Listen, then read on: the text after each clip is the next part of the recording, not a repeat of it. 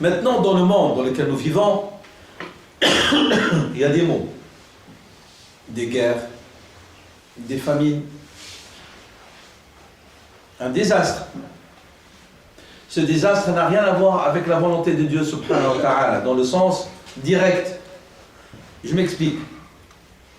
Je vous ai dit que Dieu a créé l'univers selon des proportions.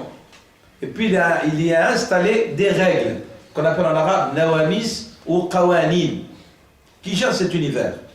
Chaque fois que l'homme interfère et met son doigt dans ce mécanisme, il n'a qu'à assumer les conséquences. Pourquoi? Parce que Dieu subhanahu wa ta'ala a voulu aussi que l'homme soit responsable. Sinon, à quoi ça sert de parler du jugement s'il n'y avait pas responsabilité de l'homme? Dieu a institué, il a créé un univers avec des règles, puis il a donné à l'homme la capacité de comprendre ces règles, de les déceler et de savoir comment est-ce qu'elles fonctionnent. Et puis il dit à l'homme, il lui dit, tu es khalifa, tu es gérant au nom de Dieu. Tu dois respecter ces règles, mais je ne vais pas te les imposer. Pourquoi? Pour que tu assumes. L'homme n'a pas assumé la gérance comme Dieu le lui a légué. Il n'a engendré que des astres. Qala ta'ala, Fahara al-fasad. J'ai cité le verset de Surat al-Rum, je le cite encore, Surat des Byzantins. Al-fasad, c'est le désordre, Dieu dit, est apparu sur terre et dans la mer. Pourquoi? Par l'œuvre de l'homme. Sayyidina Khalid bin Walid radiyallahu anhu va simplifier le débat, il va la simplifier. Le débat maintenant entre le monde, entre guillemets, moderne, développé, qui dispose des richesses de la terre, et vous avez les 2/3 de l'humanité qui meurt de faim. Sayyidina Khalid l'a dit en 2 mots, Khalid bin Walid radiyallahu anhu. Il a dit, s'il y a un pauvre qui souffre quelque part, c'est par la négligence des riches. Ça veut dire quoi? Ça veut dire l'islam, il a dit que le riche il a une responsabilité envers le pauvre. Ça, c'est une loi de fonctionnement des sociétés humaines.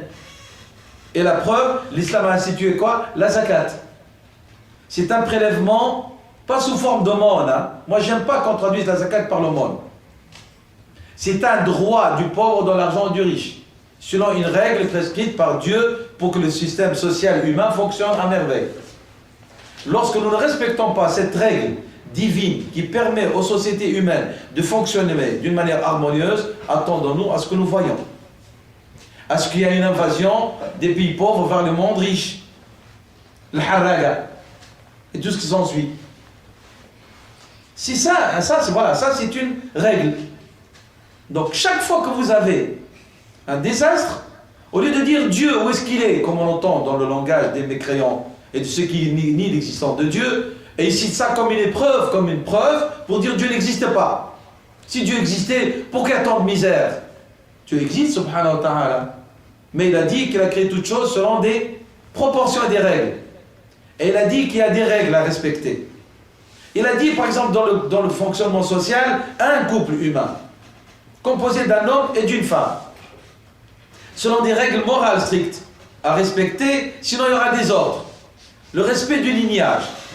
Lorsque toi tu bafoues cette règle-là, et Abdallah avec Fathiya, et Zakiya avec Fatima, et Michel avec Joseph, et Josette avec je sais pas qui, et puis tu dis pourquoi tant il y a de malheur? Ben assume le désordre que tu as mis. Assume-le. Dieu dit, subhanahu wa ta'ala, que l'univers fonctionne sur la base de la notion du couple. De toutes choses, elle a créé une paire. Une paire. Le monde a été créé et institué sur la notion du couple. Sur le plan matériel des choses et sur le plan même des idées et morales. La nuit et le jour, le petit et le grand, le gros et le maigre, le bien et le mal, la maladie et la santé, la joie et la tristesse, tout. Le chaud et le froid. Tout est composé de 2. Qala ta'ala, subhanalladhi khalaqa al-azwaja kullaha. Pureté à celui qui a créé tous les couples. Khalaqa al-azwaja kullaha, mimma tunbitu al-ardu. Ce que fait pousser la terre. Wa min anfusikum, mais de vous-même. Et ce que vous ne savez pas. Même lorsqu'on a, comme l'hippocampe, il est un, mais en lui-même il y a deux. Le couple. La notion du couple. Ça, c'est une assise de la création, fonctionnant de l'univers. Moi, j'ai dit non, ça n'existe pas. Bah, assume alors les conséquences. C'est clair. Si vous regardez toutes certaines maladies qui atteignent la société humaine actuellement, c'est pas l'action de Dieu, c'est l'action de l'homme qui doit assumer les conséquences. Qu'est-ce qu'on met comme additif? Comment est-ce qu'on met comme poison dans la nourriture? Pollution dans l'univers. Et tout cela influence l'homme dans sa descendance, son fonctionnement. Il faut que l'homme assume le désordre qu'il a mis sur terre et sur la mer. Comme Dieu le dit clairement depuis des siècles dans le Coran. Donc j'ai banalisé exprès. Mais, en dehors de cela, je rappelle ce que j'ai dit au début, Dieu intervient dans l'univers et dans la création. Allah subhanahu wa ta'ala, au-delà de ce que l'homme a engendré comme désordre, par son non-respect des règles qui permettent l'univers à fonctionner harmonieusement, Allah il intervient par l'épreuve, exprès. Et l'épreuve de Dieu est de deux sortes. Une épreuve qui est un bien en elle-même, et une épreuve qui est une sanction, mais qui est un bien en elle-même aussi. Je m'explique. Dans un hadith Qudsi, Allah subhanahu wa ta'ala, il parle de l'épreuve que subit l'humain. Et là, il parle de l'épreuve qu'il fait subir à celui qui renie Dieu. Il dit, s'ils me désobéissent, je suis leur médecin. Par quoi Dieu soigne ceux qui s'éloignent de lui? Par l'épreuve. L'épreuve est un moment de rappel. L'épreuve, même que subit le renégat, le négateur, est un moyen de rappel pour lui. C'est un bien pour lui, pour qu'il se remette en question. Mais en vérité, ils ne peuvent en tirer des leçons de ces épreuves que les gens sont sensés.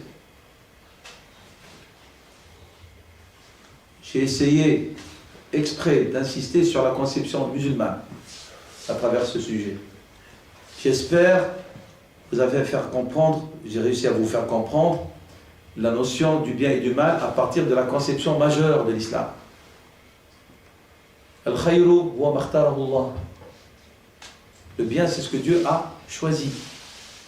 Et si vous voulez savoir si vous êtes affecté par un mal, regardez ce que Dieu dit.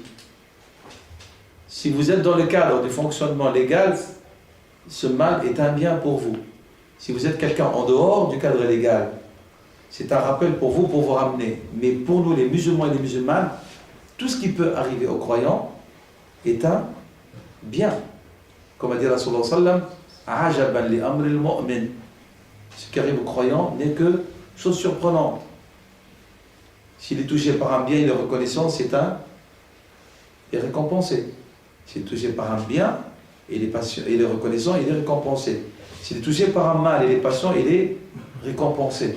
Même l'épine qui le pique, il en a avec une récompense.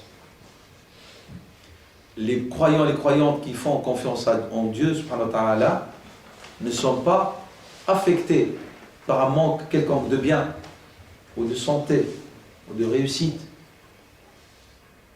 Chacun vit ce que Dieu l'a prédestiné, mais comment est-ce qu'on le vit, ça c'est une question de foi et de rapport avec Dieu. Alors quelle est la chose la plus urgente à faire? C'est de se réconcilier avec Dieu subhanahu wa ta'ala, de comprendre sa religion et sa foi d'une manière très approfondie et de relativiser tous les biens ou tout le mal qui nous affecte par rapport à ce que nous recherchons, qui est la destinée, qui est l'éternité, et que tout cela n'est qu'illusion et éphémère. C'est ainsi que les croyants vivent leur vie. Ni enfant, ni mari, ni épouse ne sont un capital. J'insiste, qala ta'ala, concernant les enfants. Très certainement, vos enfants et vos biens ne sont qu'une fitna. Fitna veut dire un sujet qui veut vous détourner de l'essentiel. C'est pas l'essentiel ça, hein? C'est une étape. Je me marie, c'est une étape de vie, mais ce n'est pas l'essentiel. J'ai de la richesse, c'est une étape, ce n'est pas l'essentiel. J'ai une réussite professionnelle, ce n'est pas l'essentiel, c'est une étape. Notre vie est composée d'étapes, mais l'étape finale, c'est le Jannah, c'est le paradis. C'est l'éternité. Alors, fonctionnons comme l'islam l'a dit, et je vous assure que vous allez vivre heureux. Wallahu a'lam. Wa sallallahu wa sallam wa baraka ala sayyidina Muhammad wa ala alihi wa sahbihi wa sallam.